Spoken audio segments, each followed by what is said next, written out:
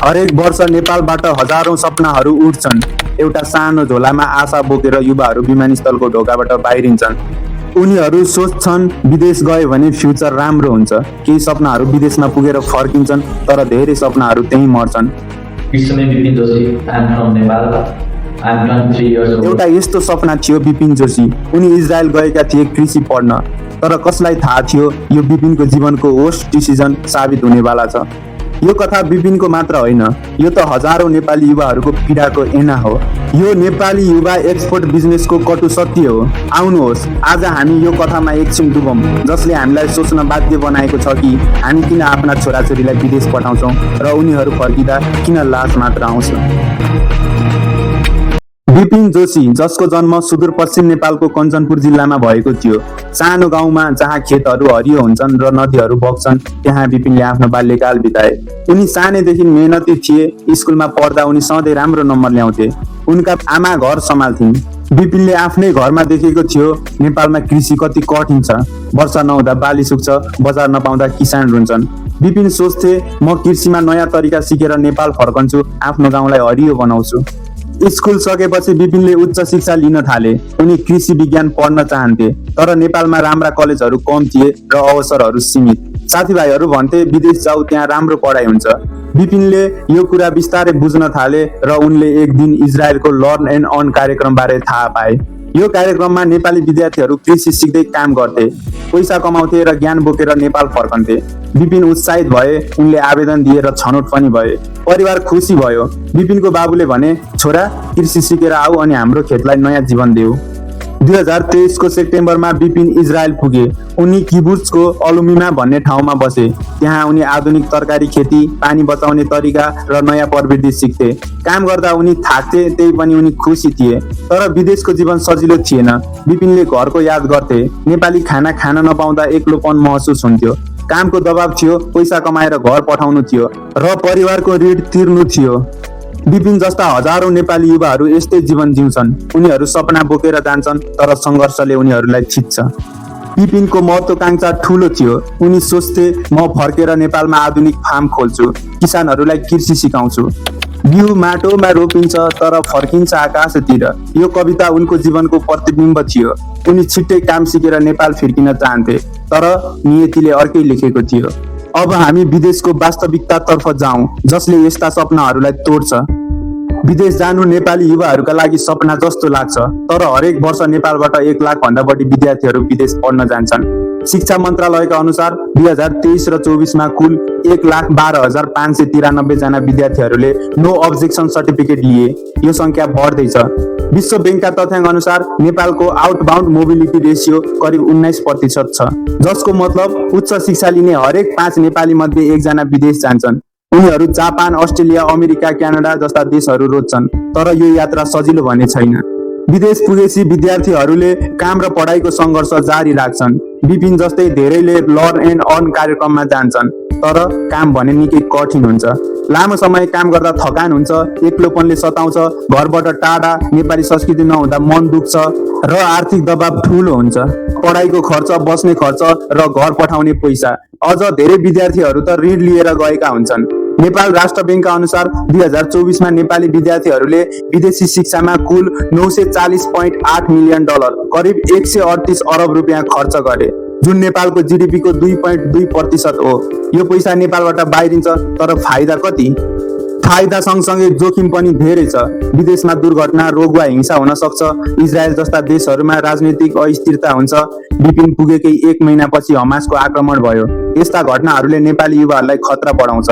शिक्षा प्रणालीले सपना देखाउँछ तर सुरक्षा सिकाउँदैन। नेपालका कलेजहरूले विदेश पठाउँछन् तर जोखिमबारे चेतावनी दिँदैनन्। दूतावासहरूले मद्दत गर्नुपर्छ, तर प्राय सेरेमोनियल कार्यक्रम जस्ता हुन्छन्। उनीहरू कागजमा मात्र काम गर्छन् र विद्यार्थीहरूले समस्या परेर फोन गर्दा उत्तर आउँदैन। हो, यो एक वास्तविकता हो, सपना निर्यात गर्ने बिजनेसको वास्तविकता, जसले पीडा मात्र फर्काउँछ। धेरै नेपाली युवाहरू विदेशमा जोखिमपूर्ण काम गर्छन्, जस्तै कृषि, निर्माण वा सेवा क्षेत्र। उनीहरूले थाहा पाउँदैनन् कि देशहरूमा युद्ध वा प्राकृतिक विपत्ति आउन सक्छ। जस्तै विपिन जस्ता विद्यार्थीहरूले सोचेका थिएनन् कि इजरायलमा यस्तो हुन सक्छ, तर यो सामान्य छ। हरेक वर्ष सयौं नेपालीहरू विदेशमा मर्छन्। काठमाडौँ पोस्टका अनुसार 2019 मा मात्र 124 जना कामदारहरू मलेसिया र खाडी देशहरूमा मरे। त्यसका कारणहरू हृदयघात, दुर्घटना वा अज्ञात। यो संख्या अझ बढ्दै गएको छ। शिक्षा प्रणालीले युवाहरूलाई सपना दिन्छ तर सुरक्षा जाल दिँदैन। हामीहरू पनि विदेशलाई महिमा मण्डन ठान्छौं तर सङ्घर्षलाई सामान्य। अब विपिनको मृत्यु र प्रतिक्रियातर्फ जाउँ, जसले पीडाको गहिराई अझ स्पष्टसँग देखाउँछ।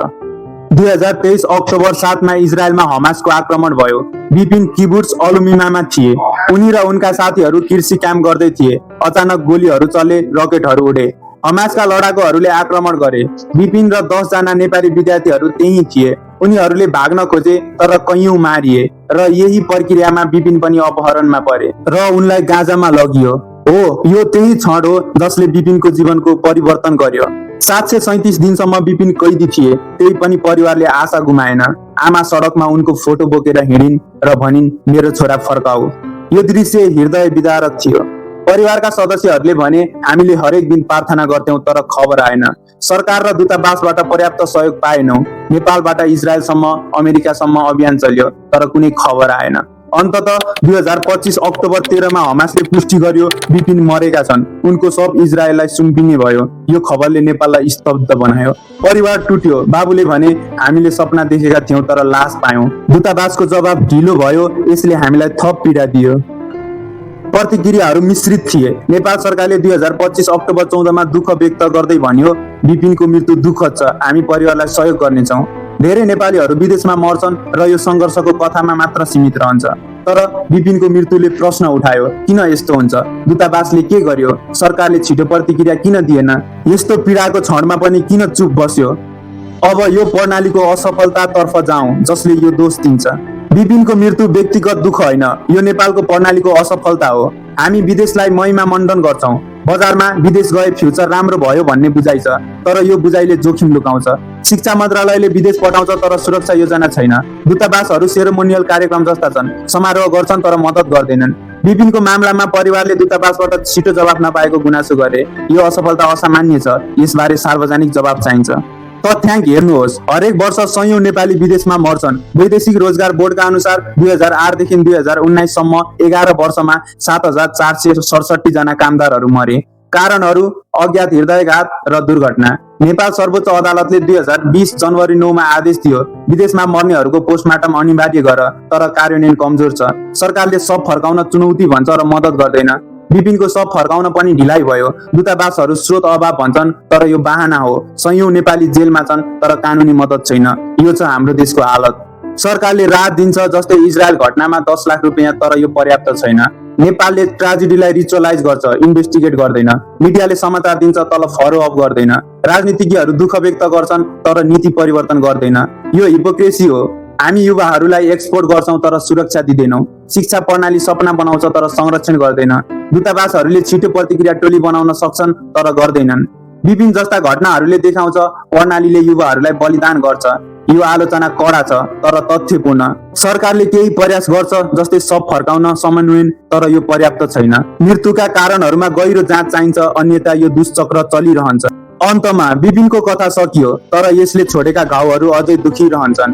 यो एउटा युवाको मात्र पीडा होइन, यो त हाम्रो सम्पूर्ण समाजको ऐना हो, जहाँ युवाहरूले घर छोडेर जानुपर्छ किनकि यहाँ अवसरहरूको अभाव छ। तर यो अभावलाई हामीले कति लामो समयसम्म सहनेछौँ? विदेश पठाउने संस्कृति त राम्रो लाग्छ, तर जब उनीहरू फर्किँदा समाचारहरू मात्र आउँछन् तब हामीले आफैलाई प्रश्न गर्नुपर्छ। हाम्रो शिक्षा, सरकार र दूतावासहरूले किन यस्ता युवाहरूलाई बचाउन सक्दैनन्? यो दुःखलाई सङ्घर्षको हिस्सा भनेर टार्नु पर्याप्त छैन। यो समय हो परिवर्तनको। छिटो प्रतिक्रिया टोलीहरू बनाउने, शिक्षा प्रणालीलाई बलियो बनाउने र युवाहरूलाई यहाँ नै रोजगारी दिने। विपिन जस्ता हजारौंको लागि हामीले आवाज उठाउनु पर्छ, नत्र यो चक्र चलिरहन्छ। अब एकछिन चुप लागेर सोचौं त, हाम्रो अर्को पुस्तालाई पनि यस्तै पीडा दिने हो त? त्यसैले विपिनको लागि न्याय मागौं, जाँच समिति गठन गरौं, परिवारलाई सहयोग गरौं र संसदहरूलाई पनि दबाब दिउँ। तपाईहरूले पेटिसनमा हस्ताक्षर गर्न सक्नुहुन्छ वा स्थानीय सभासदलाई लेख्न सक्नुहुन्छ। परिवर्तन अब हामीबाट सुरु गर्नु जरुरी छ। भिडियो अन्तिमसम्म हेर्नु भएकोमा धन्यवाद। थप भिडियोहरूको लागि च्यानललाई सब्स्क्राइब गरेर जानुहोला।